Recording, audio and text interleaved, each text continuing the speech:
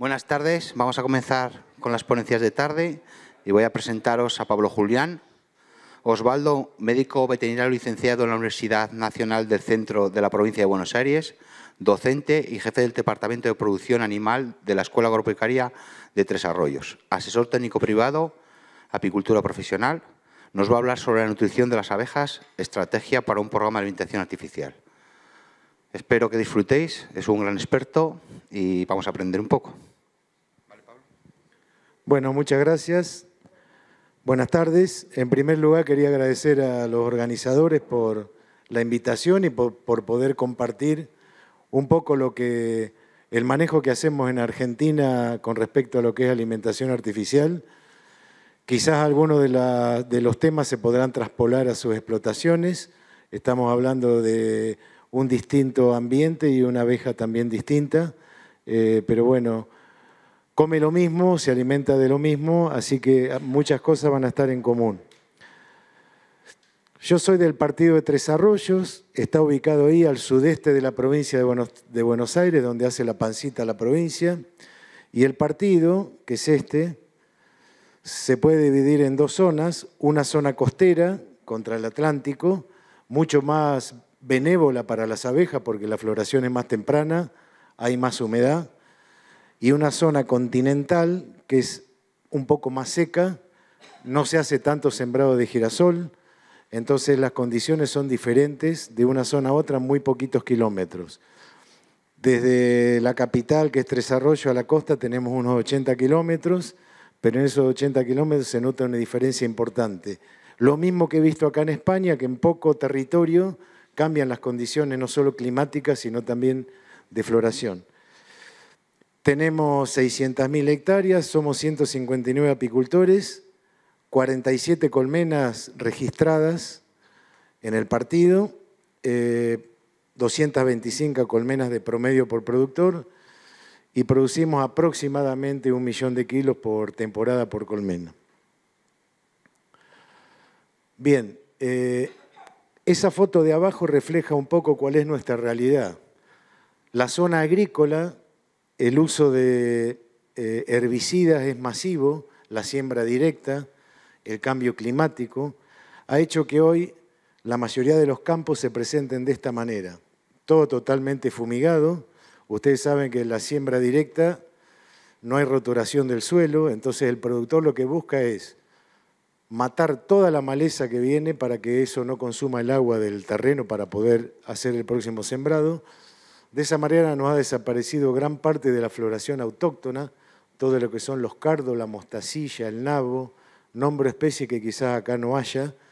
Esa fumigación no solo se extiende a los potreros, sino que fumigan debajo de los alambrados, fumigan las calles para impedir que esa maleza se reproduzca. La situación entonces se ha tornado complicada y el aporte natural de néctar y de polen no alcanza a cubrir las necesidades de la colmena en varios momentos del ciclo productivo. Por eso es que tenemos que recurrir sí o sí a la alimentación artificial en muchos momentos, años más, años menos, según cómo venga el clima. A su vez, como es una zona agrícola importante, la aplicación de insecticidas es un problema gravísimo con despoblación de colmenas, con intoxicación de abejas y en casos graves con mortandades totales.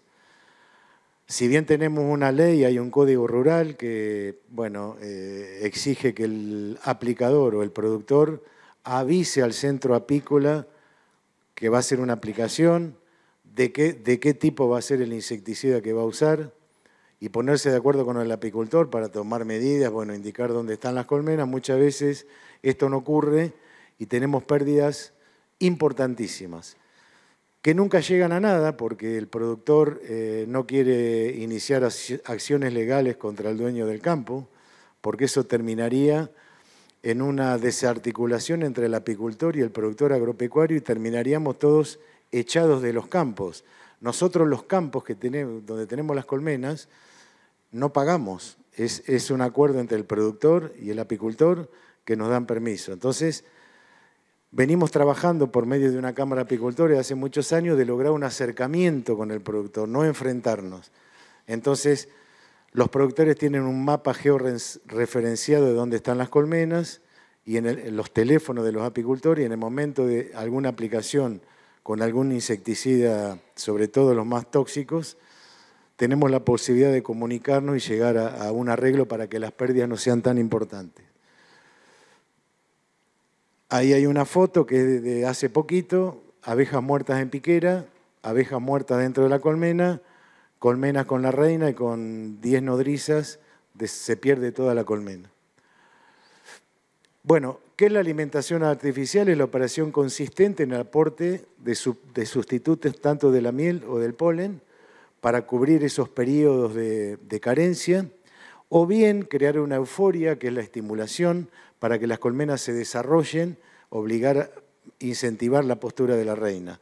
Usamos los dos tipos, la alimentación para complementaria y la estimulación para llegar con colmenas desarrolladas o bien a la cosecha o para favorecer la multiplicación.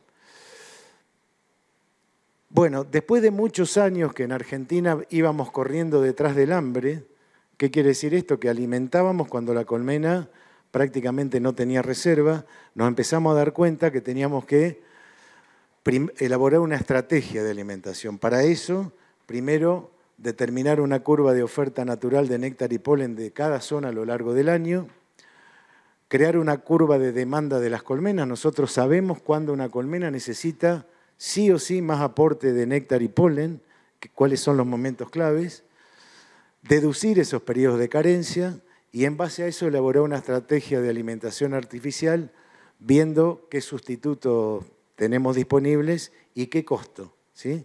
La alimentación representa un gasto bastante importante en la producción en Argentina. Sabemos que la dinámica de la colmena está dada por la energía y por la proteína, sí o sí, así se desarrolla la colmena. Para que todo funcione, bueno, tiene que haber buen aporte para que haya una buena postura de la reina, un buen desarrollo del estado larval, con buena administración de jalea real, un buen desarrollo de nodrizas que puedan ir incorporando esa proteína en el cuerpo, a su vez todo lo que es el desarrollo del zángano para la fecundación, todas las funciones intermedias de la abeja obrera y por último una buena población de pecoreadoras para lograr una buena cosecha. En Argentina la zafra o la cosecha comienza a los primeros días de enero. Nosotros sabemos que para fin de año, fines de diciembre, tenemos que llegar con colmenas que exploten de abeja. Si es posible en dos cámaras llenas, y esa colmena sabemos que va a producir miel. Es un desafío porque la primavera, la colmena crece muy lento, es una primavera fría, no es como he visto acá que por ahí hay subidas y bajadas, muy, muy lenta, entonces hay que apoyarla con alimento. Los alimentos naturales, bueno, lo repito, son la miel y el polen, lo que brindan energía a la colmena, todas las funciones metabólicas y la producción de calor. Lo que es el polen es la proteína para desarrollo de larvas jóvenes y reparación de células. Las vitaminas importantísimas regulan el metabolismo, el crecimiento y desarrollo de larvas y de glándulas. Los lípidos, que en muchos momentos no los tuvimos en cuenta, lo que son las grasas, y hoy sabemos que el aporte de grasas es importante para la nutrición y hoy los suplementos proteicos vienen con aporte de grasa adicional, incluso colesterol, y los minerales que son catalizadores en muchas funciones metabólicas. El agua como fuente fundamental para la regulación de la temperatura, sobre todo estos últimos años que han venido olas de calor, no solo acá, sino en Argentina, tuvimos derretimiento de colmenas, y bueno, en mi provincia, Buenos Aires, no hay problemas de agua porque es una zona con muchos ríos, arroyos y lagunas, pero al norte de Argentina, provincia de Córdoba, de Santa Fe, hay problemas de agua gravísimos y muchas veces hay que colocar bebederos en los colmenares o suplementar en algunos casos con agua dentro de la colmena, sobre todo cuando vienen esas semanas que superan los 40 grados de temperatura. Bien, para mi zona, el aporte natural de néctar y la demanda de las colonias está dado un poco por este gráfico. Nosotros cosechamos enero y febrero. Estamos terminando hoy la cosecha. Acá es donde tenemos el primer bache importante, ¿sí? Las colmenas llegan con mucho desarrollo, con mucha cría. La reina sigue poniendo porque hay temperatura. Las colmenas llegan a la entrada del invierno secas, sin alimento. Esa colmena no pasa el invierno. Entonces nosotros acá tenemos una carencia importante de entrada de néctar y suplementamos.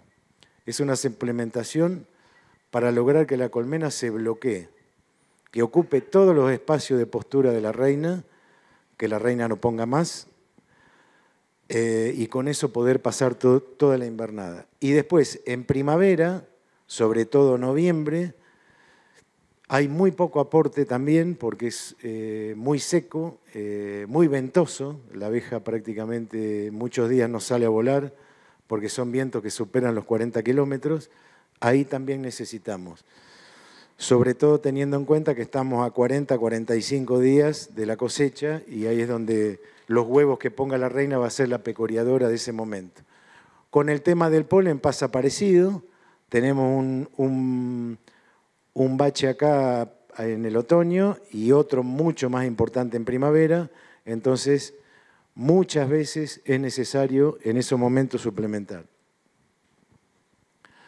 Por ejemplo, fíjense, estuve trabajando en Entre Ríos, que es una provincia al norte de Argentina, y miren que nada que ver, ¿no es cierto? Tienen otras floraciones, otro clima y las curvas son totalmente distintas. Por eso uno en cada zona con su técnico y con los productores puede ir determinando cuáles son los momentos claves para realizar una buena estrategia de alimentación. Yo acá hice un gráfico traspolando los meses de Argentina a España, pero bueno, ya me retaron, me dijeron que no era así. Pero bueno, supongo que por ahí ustedes tienen ahora febrero, marzo, puede ser que tengan un requerir de alimentación artificial según la zona y por ahí noviembre, diciembre, cuando termina la cosecha, quizás pueda ser otro momento para alimentar artificialmente. Conclusión, fin de temporada, bloqueamos con un sustituto energético, aportamos proteínas para generar reservas. Primavera, alimentación para mantenimiento y desarrollo, energético y proteico. A fin de temporada nosotros sí o sí aplicamos o jarabe de azúcar o fructosa, jarabe de maíz de alta fructosa.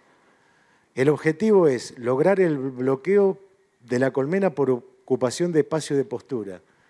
Tratamos de reducir la cría al mínimo porque eso nos va a reducir el consumo.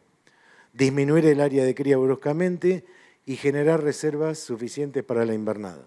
A su vez, esto nos va a permitir un mejor control de varroa para la entrada del invierno. Los efectos del bloqueo son la reducción del área de cría y aumento de reservas, mejor control de varroa y enfermedades de la cría, mayor proteína disponible para la formación de reservas corporales. Si yo tengo una colmena a la entrada del invierno con 5 marcos de cría abierta, toda la proteína que ingrese a la colmena va a ser direccionada a las larvas y a mí lo que me interesa en ese momento que la abeja nodriza recién nacida consuma esa proteína que es la que va a vivir durante 5 o 6 meses hasta septiembre en nuestro hemisferio.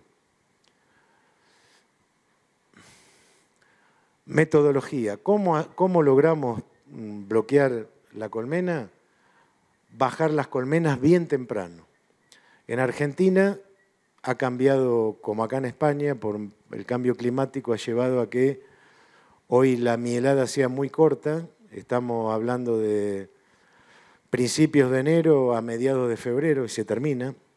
Y bueno, muchos apicultores que su abuelo fue apicultor cuentan que durante los meses de mayo, que ya hay heladas, en esa época cosechaban y que tenían que calentar los caños de la bomba porque la miel se cristalizaba. Eso no existe más, eso se terminó.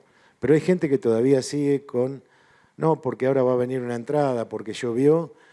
Entonces lo que logran hacer es que la colmena quede súper desarrollada, que el consumo sea altísimo y que entran a la invernada con muy poca reserva.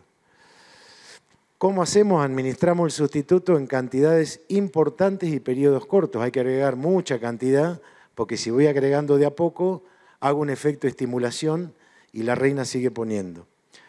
2 o 3 aplicaciones de 3 kilos de sustituto cada 7 a 10 días, de acuerdo al número de colmenas que tenga el productor, al distribuidor de jarabe o alimento y a los alimentadores, ¿sí?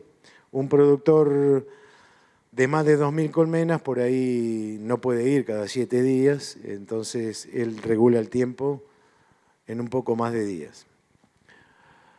Luego del bloqueo deberían quedar una cámara de cría con la siguiente característica: una buena población de abejas, una cámara llena, 5 o 6 marcos de reserva energética y la menor cantidad de cría posible, 1, 2 marcos o menos. Esta es una cámara de cría que nosotros sabemos que estamos hablando de marzo hasta septiembre, no tenemos que ir al campo. Más que a mirar a ver si una vaca entró y la volteó, no tenemos oso, allá tenemos vaca, o si el viento voló una tapa, nada más. ¿Por qué? Porque tenemos un clima, que hay un invierno largo, bastante duro, con mucha helada, y eso realmente nos beneficia, porque la colmena se arracima, se compacta y no consume. Cuando bloqueamos, usamos alimentadores de marco, la abeja toma el alimento y lo empieza a distribuir en la cámara de cría y va bloqueando, ocupando los espacios de postura de la reina y bueno, va, según qué sustituto usemos, va primero llenando los marcos linderos al alimentador y después sigue desparramándolo en la colmena. Pero bueno, esto no es tan fácil porque depende mucho del clima. Cuando el otoño viene muy benévolo, que siguen los días de calor, esto cuesta hacerlo porque la abeja sigue consumiendo, ¿sí? Y sigue la postura de la reina. Más si hay una entrada de polen, es más difícil. La cantidad de reservas que venga de la cosecha. En Argentina, muchos productores grandes cosechan la cámara de cría, cosa que yo no estoy de acuerdo, pero bueno, cosechan la cámara de cría con todo el riesgo que implica, no solo para que la colmena quede sin reserva, sino también para que aparezcan un montón de residuos en la miel, porque es donde realizamos las curas y las aplicaciones. Los intervalos de alimentación, si son muy largos no logro bloquear, el bajado a cámara, como les explicaba hoy, la cantidad de abejas de cría y la edad de las reinas. Cuando en Argentina una de las falencias es que el recambio sistemático de reinas lo hace muy poco productor, y eso se nota. Con reinas nuevas todo es mucho más fácil, todo sale mucho mejor. Esta foto la saqué el año pasado, una cámara bloqueada en marzo, en agosto, tiene una población muy importante de abejas. Nosotros trabajamos con una abeja que no se achica en invierno, prácticamente permanece durante toda la invernada y bueno, y los cuadros de miel o de reserva están intactos con la miel cristalizada. Eso sería lo ideal y trabajamos para que esto ocurra. Los sustitutos que usamos energéticos son 2, el azúcar común y el jarabe de maíz de alta fructosa. Hay 2. El Sucrodex y el Lebudex, no sé si acá los conocen, el Sucrodex tiene 42% de fructosa y el Lebudex anda en el 53, 54. Es mejor alimento el Lebudex, lo que pasa que cristaliza, como la miel. Cuando empieza a hacer frío, cristaliza, entonces el productor por ahí no lo quiere porque tiene que calentar el tambor para poder ir a administrarlo al campo. Entonces nos volcamos más por el primero. Esto ya lo sabrán, pero me gusta decirlo, para preparar el jarabe hay una sola manera, es una parte de agua y 2 partes de azúcar. Hemos tenido muchísimos problemas en Argentina por mala preparación del jarabe, un jarabe con exceso de agua, con todo lo que conlleva, que primero no rinde como alimento porque la abeja está consumiendo, dando agua, segundo porque En Argentina creemos que el factor predisponente de nocemosis más importante que tenemos, entre varios, es la humedad dentro de la colmena. Entonces, sí o sí, la preparación debe ser 2-1. Tenemos que calentar por la característica del agua, el agua. Y bueno, acá hay un apicultor pequeño que con un tambor, un mechero abajo, un motor con una hélice, puede calentar el agua, y una bomba la ven acá, que recircula el agua, y después al cerrar una canilla, ese jarabe lo puede trasladar, por ejemplo, a un tanque de estos, también con una bomba, con un grupo electrógeno, ir al campo y con un surtidor alimentar un montón de colmenas en poco tiempo. Ahí está el grupo electrógeno con la bomba y el tanque. Ahí está la foto, un productor con una manguera larga puede alimentar un montón de colmenas. Estas son colmenas que están acopiadas en un campo cercano antes de hacer la transhumancia al Valle de Río Negro. De donde estamos nosotros, 600 kilómetros hacia el sur, se produce toda la fruta del país. Muchos apicultores de la provincia de Buenos Aires viajan al valle para lograr el polen del frutal, que es de buena calidad, poder multiplicar las colmenas. Y a su vez, los que tienen suerte, poder cobrar polinización y que el viaje le salga, digamos que no le insuma costos. Tenemos una primavera bastante complicada para multiplicar, entonces los productores viajan al sur para multiplicar y reponer las colmenas muertas o en algún caso para crecer. El alimentador tipo Dolitle nosotros lo usamos también como diafragma. Nosotros a partir del otoño tratamos de que la colmena se achique lo más posible en cuanto al espacio en relación a la abeja. Cuando las colmenas no nos quedan tan grandes como la diapositiva anterior, buscamos para bloquear, compactarla, dejar los cuadros vacíos a un costado. El uso de ponchos hace unos 10 años tuvo furor y hoy no lo usamos tanto, no hemos notado mucha diferencia, entonces, porque lo he visto mucho acá en España, prácticamente no se usan ponchos. Alimentadores hay plásticos y de chapadur, como me imagino que habrá acá también. Bueno, pero entonces los productores empezaron a preguntar a ver qué era mejor, si alimentar con jarabe de sacarosa o con jarabe de maíz de alta fructosa. Entonces desarrollamos un ensayo de alimentación haciendo 3 lotes de colmena, uno alimentado con jarabe, uno con fructosa y un testigo. Y el desafío era ver cuánto rendía ese alimento dentro de la colmena. Si yo agregaba 3 kilos de jarabe, sabía el peso de la colmena, anteriormente agregaba 3 kilos, a las 48 horas volvíamos a pesar la colmena y veíamos cuánto realmente se perdía entre el metabolismo y la evaporación.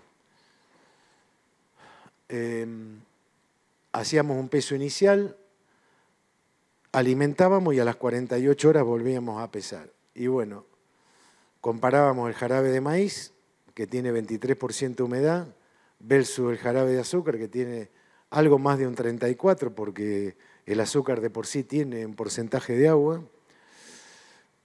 El jarabe de maíz no tenemos que prepararlo, es muy sencillo, entonces por ahí, allá hay mucho apicultor de segunda actividad, entonces no dispone del tiempo de un profesional, entonces por ahí elige esto que no debe prepararlo. Pillaje, el jarabe de maíz prácticamente no genera, el jarabe de sacarosa sí, en nuestra zona hay pillaje. Los azúcares son distintos, fructosa y dextrosa es el jarabe de maíz, glucosa y fructosa la sacarosa.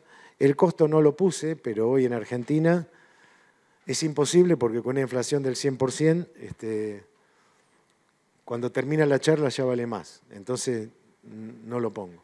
El almacenamiento, en el caso del jarabe de maíz prolongado, la sacarosa es limitado, según la época del año, se nos puede fermentar. Con respecto al jarabe de maíz, había una discusión en Argentina que acortaba la vida de la abeja. Era un comentario que estaba dando vuelta por ahí, entonces también nos interesaba medir la cantidad de cría y de población de abeja para ver si realmente estos azúcares de cadena compleja les costaba a la abeja digerirlo, por ahí podía haber una consecuencia en el largo de vida. 24 colmenas, hicimos 3 lotes de 8 colmenas cada uno, eran todos núcleos formados en el Valle de Río Negro, en los frutales, o sea que eran todas reinas nuevas. Revisamos sanitariamente, monitoreamos varroa y monitoreamos nocemosis, colocamos alimentadores de Olitle. Y ahí está la cronología del ensayo. El 28 de marzo pesamos las colmenas, el 30 de marzo volvimos a pesar, 4 de abril alimentamos, 6 de abril pesamos, 12 de abril alimentamos, 14 pesamos. Bien, o sea, alimentábamos y a las 48 horas pesábamos. Por diferencia, obteníamos cuál era el rendimiento del suplemento dentro de la colmena. Cada colmena recibió 9 kilos de sustituto, tanto de jarabe de maíz como de jarabe de azúcar. Una colmena, cuando termina la cosecha, está así. Nosotros no queríamos esto. Nosotros queremos la reducción de la cría drásticamente para poder tener mejores reservas y mejor control de varroa. ¿Sí? Ese también es un cuadro que es muy probable que se vea a fin de temporada. Tampoco lo queremos. Por eso que buscamos con el bloqueo reducir al mínimo la cantidad de cría. Bueno, ahí están los pesos. Una cámara de cría, nosotros usamos Lastron. Al final de temporada pesa aproximadamente entre 23 y 25 kilos. Esto es lo que pasó con el lote que alimentamos con azúcar, ¿sí? Acá está cada alimentación de 3 kilos. A las 48 horas volvíamos a pesar y fíjense, los primeros 3 kilos que colocamos, la colmena aumentó 1,950 kg, los segundos 3 kilos aumentó 1,700 kg y la última 1,800 kg. Conclusión, el jarabe de azúcar a nosotros nos rinde un 60,5% en la colmena, porque eso lo desconocíamos nosotros. El productor decía, no, yo echo 5 kilos y la colmena con 5 kilos me va a pasar el invierno. No, de esos 5 kilos hay un metabolismo, hay un gasto metabólico, hay evaporación, etc. Entonces el rendimiento no es neto. En el caso del jarabe de maíz, también fuimos pesando y sacando la diferencia y acá obtuvimos un 65,8%, un poquito más de rendimiento, pero bueno, eso puede ser debido a que el jarabe de fructosa tiene un poco menos de agua. Y bueno, las colmenas testigo, por supuesto, las tuvimos que alimentar porque se nos morían de hambre al final del ensayo. Bueno, eso es un video, pero no se puede ver porque no lo tengo grabado ahí, pero cómo pesábamos las colmenas en forma bastante rudimentaria porque no tenemos balanza debajo, así que las levantábamos y con una balanza manual lo íbamos realizando. Esto es lo que pasó con la cría, las reservas y la abeja. En el caso del lote de azúcar, las abejas aumentaron un 3%, la cría se redujo un 40%, que es lo que nosotros pretendíamos, y la cantidad de reserva aumentó en un 87%. En cuanto al lote de fructosa, nos llamó la atención esto, tuvimos un 12,5% de incremento en la población de abejas, la cría también bajó un 40% y las reservas aumentaron en un 90%, o sea que los resultados fueron prácticamente los mismos.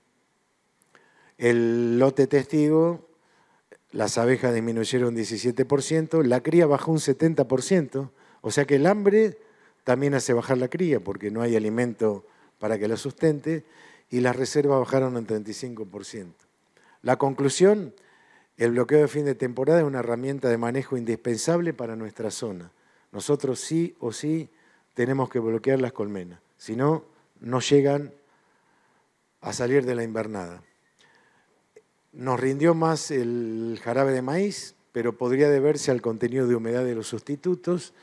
La reducción del área de cría no presentó diferencias, aunque nosotros sabemos que a la abeja le cuesta más trasladar el jarabe de fructosa que el jarabe de azúcar.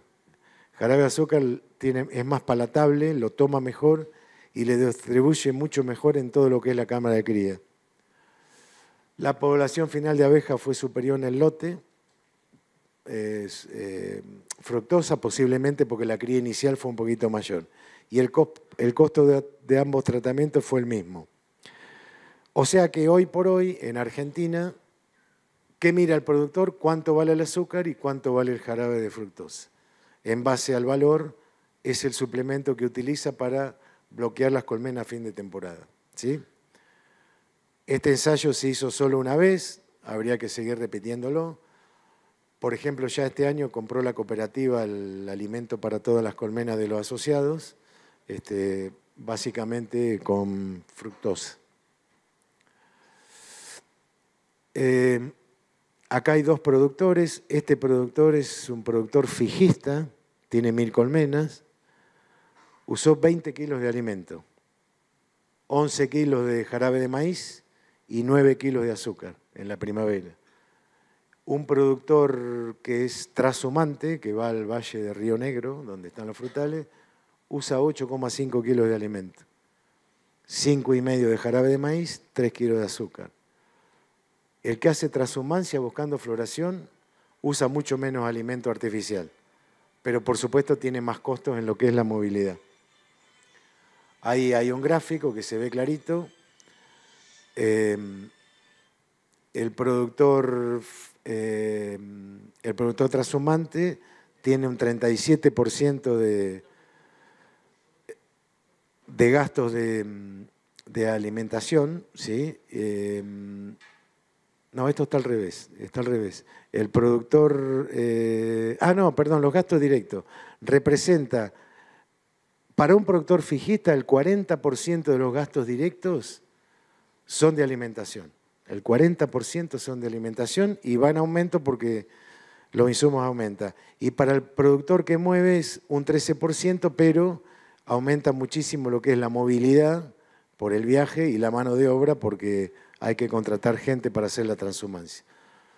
Hoy tenemos una alimentación que nos representa un 40% de los gastos directos, ¿sí? Y el envase, como Argentina es un país exportador, hay que comprar los bidones, le llaman ustedes, todos los años nuevos, aprobados por el ente sanitario. Eso nos lleva un 10% del costo de producción, ¿sí? Bien, esa era la parte un poco energética, también la proteína que durante muchos años no se tuvo en cuenta hasta que empezamos a ver la importancia que tenía, sobre todo en la abeja de invierno, para la supervivencia. Usted sabe que las proteínas son compuestos formados por aminoácidos, que el polen es la principal fuente de proteína de la colmena, la más importante, y las funciones son la construcción de los tejidos corporales, la formación del sistema inmune, todo lo que es lo que la abeja tiene para defenderse, sobre todo de enfermedades, y a su vez toda la parte enzimática. Nutrición de larvas, desarrollo de abejas jóvenes, reparación de células corporales. Cada individuo forma sus propias proteínas corporales, tras digerir las proteínas ingresadas en la dieta. Las proteínas del polen son digeridas en el ventrículo o estómago por la abeja, separa sus aminoácidos, elabora su propia proteína. De los 10 aminoácidos esenciales, que son los que el animal sí o sí tiene que incorporar en la dieta, tenemos algunas especies en Argentina, que acá también las tienen, que son carentes en algunos aminoácidos esenciales, como es el girasol y el eucalipto. Como en Argentina Aparte de estas floraciones, siempre hay una floración de cobertura que aporta otro tipo de polen. Por ahí no se nota tanto la caída por falta de proteína. Pero los productores que van a polinizar girasol o que van al norte, al eucalipto saligna, que es una monoflora, sienten el impacto a la salida por la falta de proteína. Incluso por ahí con algunos niveles de nocemosis posteriores bastante elevados. La calidad del polen está determinada por el balance de aminoácidos y por proteínas. Yo acá vi que hay un montón de aportes florales que no conozco, pero más o menos hablando con los productores me dijeron este es bueno, este es regular, este es malo. Pero bueno, nosotros pólenes de menos de 20% de proteína que no sostienen el desarrollo de una colonia, tenemos los cardos, el girasol, los cítricos y el maíz, que son todas plantaciones que hay en Argentina.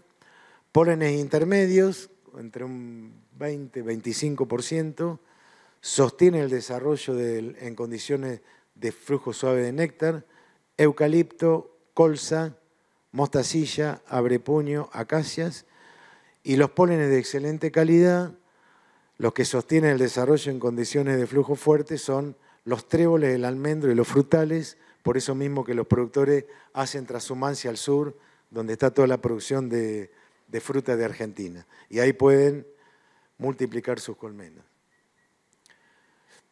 ¿Cómo evaluamos la cantidad de polen en una colmena? Bueno, primero observando los marcos, cantidad de polen acumulada y diferencias de origen, porque la abeja trata siempre de balancear ese polen cuando lo va incorporando de distintas especies, algunos con mucha proteína, con una con menos proteína. Yo les decía que por ahí en Argentina tenemos la ventaja de que siempre hay aporte de varios tipos de polen, entonces por lo general no hay un polen de un solo origen y no se nota tanto las carencias. Pero la verdadera manera de evaluar es viendo la producción de jalea real, ¿sí? Las larvas, ese color perlado blanco, larvas en forma de C, robustas, y la clara segmentación. Cuando observamos eso en la colmena, es un indicador de que tenemos una buena proteína. Bueno, el acopio de polen, el pan de abeja famoso, la abeja la compacta, lo tapa con miel. Acá sabemos que se produce una fermentación, que al principio aumenta la cantidad de proteína y la calidad, pero que después de un tiempo eso baja. Por eso nos encontramos con muchos marcos de polen al final de cosecha contra un costado de la cámara de cría, que terminan no siendo consumidos, y después, si no fundimos esos marcos, terminan con la polilla en el galpón, porque son atractivos para la polilla. La digestión del polen lo realiza la abeja joven en el estómago. Sabemos que la abeja que digiere el polen es la abeja joven. La abeja, a partir de su nacimiento, al poco tiempo ya empieza a consumir polen, lo puede digerir y en un momento determinado no lo digiere más. Una larva consume 140 miligramos de polen en su desarrollo y una obrera, a partir de las 2 horas de nacida, comienza a consumir polen. El quinto día es el máximo consumo de polen y ya para el día 15, 18 no lo digiere más. O sea que en total una abeja necesita, entre el periodo larval y de adulta, 180 miligramos de polen. ¿Por qué es importante esto? Porque si yo quiero suplementar con proteínas, tengo que tener en cuenta que lo tengo que poner cerca de la cría, porque ahí está la nodriza, que es la que empieza a comer la proteína. Hemos discutido mucho sobre el atractivo del suplemento de polen. Si yo le pongo mucho atractivo, mucha cantidad de azúcar, quizás eso lo va a comer la abeja adulta, que ya no digiere el polen y no es la que va a ser la reserva corporal. Falta muchísimo por trabajar. En Argentina no tenemos por ahí el apoyo de organizaciones del Estado como para poder hacer ensayos, mandar al laboratorio, pero tenemos una noción de, si tuviéramos ese apoyo, lo que tendríamos que hacer para poder determinar toda esta problemática. O sea que entre 140 miligramos la larva y 40 de la abeja joven, un consumo total de 180 miligramos. La cría y desarrollo de 1 kilo de abejas, unas 10.000, demandan 1,8 kg de polen de buena calidad. Eso muchas veces la naturaleza no lo aporta.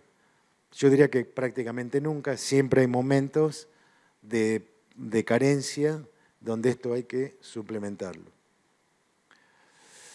Las reservas de la colmena entonces van a quedar dadas por la miel, el polen fresco, pan de abeja y las reservas corporales, ubicadas en los cuerpos adiposos. Esas reservas corporales se transforman en vitelogenina, que es la proteína del cuerpo de la abeja.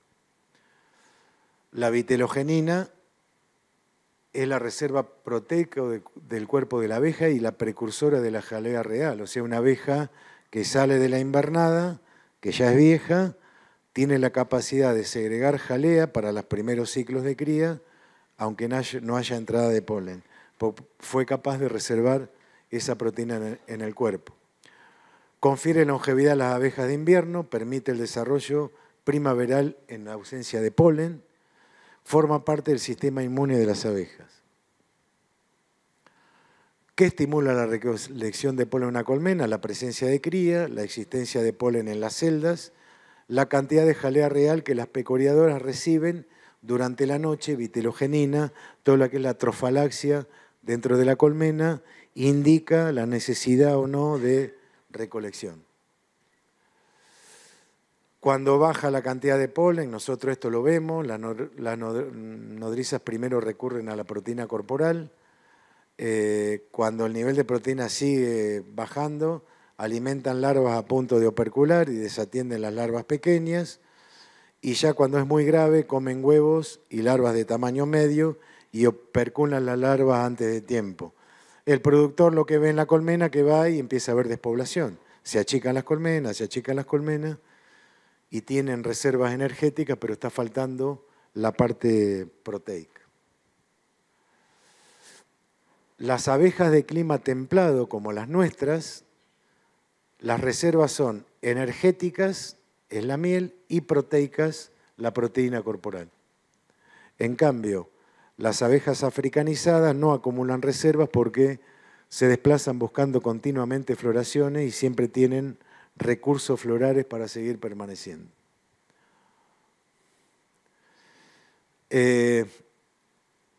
Hemos visto, nos falta algún análisis de laboratorio, pero cuando esa proteína corporal es menor a un 30%, la abeja se muere antes, es susceptible a enfermedades y por supuesto tiene baja producción de miel. Eso puede ser por falta de ingreso de polen, por clima extremadamente frío o cálido. Nosotros tuvimos este verano, no, el anterior, con una ola de calor como hubo acá en España, con semanas enteras de 40 grados, con incluso derretimiento de colmenas. Bueno, eso también lleva a que la abeja no pueda acumular reservas. Cuando hay excesiva producción de cera, cuando un productor pone muchas láminas de cera, la abeja pierde mucha reserva corporal, y cuando hay producción excesiva de cría. En cambio, cuando tenemos porcentaje de más del 60%, esa abeja es tolerante a enfermedades, es la que llega a la salida de la invernada con cámaras superpobladas, y son las que nos van a dar la alta producción de miel al final. La relación de la cría de otoño con la construcción de reservas es así. Cuando yo logro que a fin de cosecha baja la cría violentamente, toda la proteína que ingresa a la colmena está direccionada a la abeja nodriza, porque hay poca cría. Entonces, esa es una abeja que pasa la invernada tranquilamente, no veo despoblación de ningún tipo. En cambio, cuando yo sigo con colmenas con mucha cantidad de cría, ¿por qué? Porque el productor no la baja a cámara, porque como el abuelo cosechaba en mayo y llovió, le parece que va a entrar, pero no entra más, son colmenas que terminan con mucha cantidad de crías, por lo tanto no hay reservas corporales, por lo tanto esa abeja a mitad del invierno se empieza a morir. Coincide en Argentina con... Allá se hace mucho trigo en Argentina y saliendo del invierno se aplica mucho herbicida para matar las malezas de hoja ancha. Esto coincide con ese momento, entonces siempre el productor le echaba la culpa al herbicida, pero no tenía en cuenta esta de la proteína corporal, y es esto, es una abeja flaca que no alcanza a pasar el invierno. Y a su vez tenemos este bichito, que si tengo mucha cantidad de cría en ese momento, para hacer el control de varroa va a ser mucho más complicado. En definitiva van a ser colmenas que se van a morir de hambre, que van a tener cargas altas de varroa, que no van a pasar la invernada. Bueno, esta foto la habrán visto, una abeja con buena reserva, nosotros le llamamos gorda, y una abeja con poca cantidad de reservas.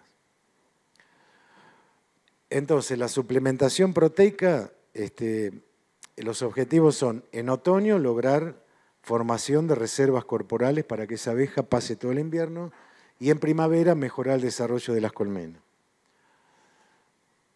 No disponemos de suplementos proteicos homologados como en España, que vi que hay un montón de marcas.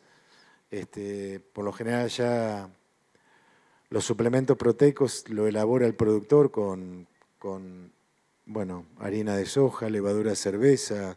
Les voy a mostrar algunas de las fórmulas que usamos. Y tampoco tenemos pruebas si realmente esos suplementos aumentan la proteína corporal de la abeja. Son todas cosas que faltan hacer. Solamente la observación ocular del productor que ve la cantidad de cría y la cantidad de población en la colmena. Bueno, la cantidad y calidad de polen en el otoño hacia la cantidad de proteínas corporales y la población de abejas a fin de la invernada. La cantidad y calidad de abeja en primavera hacia la cantidad de cría alimentada y a la población de abeja al inicio de la cosecha. El productor tiene que trabajar para llegar al inicio de cosecha con una colmena en dos cajones, vamos a llamarle, llenos de abejas.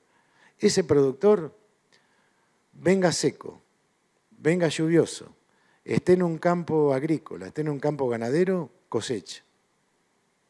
Tiene asegurado los 35 o 40 kilos. El productor que no llega, la mielada va a terminar de cumplir el desarrollo de la colmena y va a estar en 15, 20, 25 kilos. O sea que hoy las diferencias de rinde se ven mucho por el manejo nutricional que realiza el apicultor. Conocer la oferta media de polen en la zona, la calidad y la cantidad, determinar requerimientos, establecer puntos de carencia, desarrollar un sustituto. Hemos hecho algunos ensayos con el INTA, que es el Instituto Nacional de Tecnología en Argentina, muestreando con trampas de polen y determinando cuáles son las especies y qué porcentaje de proteína tenemos para una determinada zona. Y en base a eso empezamos a elaborar un montón de fórmulas de suplemento. Tendría que tener un alto contenido proteico, un buen balance de aminoácidos, que sea fácil de aplicar, abundante, estable, cosa que no quede como una piedra que arriba después la abeja no lo pueda comer, atractivo y que se transforme en reservas corporales, ¿sí? Acá ven, esta foto la sacamos en Chile, que fuimos a hacer pruebas a campo y sí, uno pone esto, va a la media hora, abre la colmena y ¿qué dice? Se la comen, tienen espectacular. No, acá falta ver si realmente esto después se transforma en proteína corporal. Porque la abeja va y lo come. Más si tiene, cuanto más contenido de azúcar tiene, más va a ir a comerlo y por ahí más la abeja adulta va a ir a comerlo, que realmente es la que ya no digiere la proteína. Algunos de los elementos que usamos, harina de soja, levadura de cerveza, aceite de colza, yema de huevo, metionina, lisina. Acá hay una fórmula que usamos, después yo eso se los dejo. No sé si acá pueden usar formulaciones caseras en este tipo. Esto tiene más o menos un 27% de proteína y un 8% de grasa. Esta foto la pongo a propósito para que no se haga, no ponerla sobre los cabezales, sino buscar un papel, un nylon, y que la cantidad de agua que uno le eche no sea demasiada para que no quede muy chirlo y se derrame entre los marcos.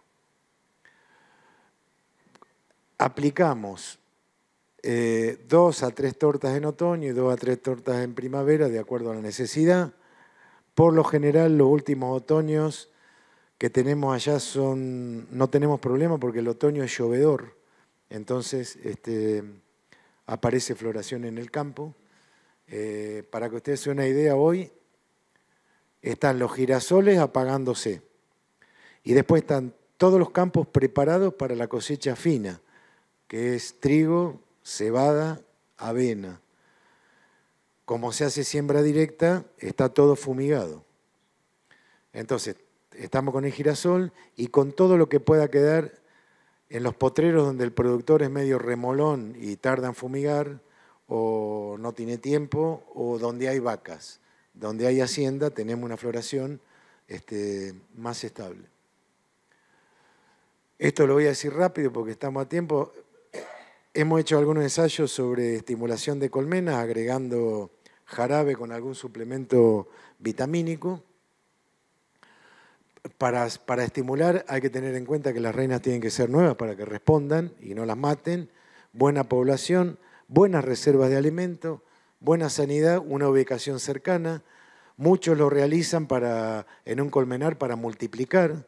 En mi zona estimulan un apiario, para poder multiplicar en forma temprana, siempre con jarabe al 66%. No estimulamos con jarabe al 50%, como por ahí se hace en muchos lugares. Antes se decía 66% para alimentar, 50% para estimular. No, siempre 66%, pero en menos cantidades y más regularmente para que la abeja sienta que hay una entrada de néctar. Acá hay algunas pruebas desde el 2009, 4 dosis de 1 litro de jarabe con un polivitamínico y bueno, se nota la diferencia en desarrollo de cría del lote testigo versus el lote con vitamina y lo mismo en la población de abejas, o sea que da resultado esa estimulación. Acá hay otro trabajo con 7 dosis de 1 litro y 5 gramos y también el lote testigo quedó muy por debajo del lote con polivitamínico. Bueno, hay un programa de alimentación, no lo paso porque no tenemos tiempo. Y me quiero detener 2 minutos en esto. Acá hay especialistas en el tema. Nosotros hemos notado que cuando la alimentación es muy acuosa, con jarabes mal preparados, se disparan osmosis. Incluso los laboratorios que preparan algún tipo de promotor con mucho aminoácido recomiendan monitorear las colmenas antes de comenzar un trabajo de estimulación. Y nosotros lo hemos visto en productores que han usado o sea, nombro el promotor, pero yo sé que acá hay otro promotor, allá tenemos otro en Argentina, lo han utilizado 1 año, le han dado espectacular y otro año le han desaparecido prácticamente las colmenas.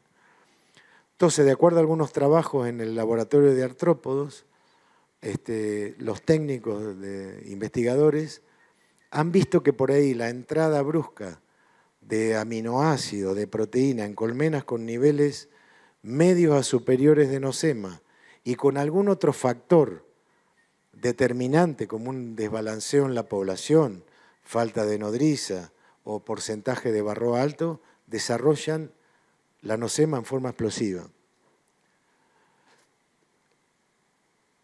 Y acá, no sé si se ve bien, pero por ejemplo, en un traslado de colmenas que se hace a la acacia, que está muy cerquita, nosotros veíamos que ahí había despoblación y determinamos por medio del laboratorio que era nosema. Entonces, un colmenar lo dividimos en 2 y nos dejamos en el campo una parte y nos llevamos a la acacia otra parte. y hicimos 4 muestreos colmena por colmena durante 4 semanas en la época de floración. Las colmenas que quedaron en el campo dieron estos niveles. Acá estamos en los 500.000 esporos por abeja, que para nosotros en Argentina es un poco el umbral de esporos por abeja. Y fíjense, en la floración de acacia, las 4 muestras, acá están los 500.000 esporos, prácticamente todas superaron ese nivel. O sea que, tanto cuando uno estimula, cuando uno lleva una floración explosiva, hay que tener cuidado y determinar los niveles antes de hacerlo. Algunas recomendaciones finales: no alimentar en presencia de entrada, bueno, eso lo saben. Están determinando mucha presencia de azúcares en Argentina por jarabe o por fructosa, sobre todo cuando por ahí la alimentación se hace muy tardía en la primavera. En lo posible, suspender la alimentación luego de colocadas las salsas melarias. A veces es difícil porque hay una entrada y se corta. Se recomienda utilizar jarabe de azúcar y no de maíz, porque los residuos del jarabe de maíz son más detectables porque son polisacáridos de cadena larga. Evitar la incorporación excesiva de humedad en el alimento. Bueno, eso fue todo. Un poco contarles cuál es nuestro manejo en Argentina y básicamente, de acuerdo a nuestra abeja y nuestra floración, esta es la alimentación artificial que utilizamos tanto para bloqueo como para desarrollo.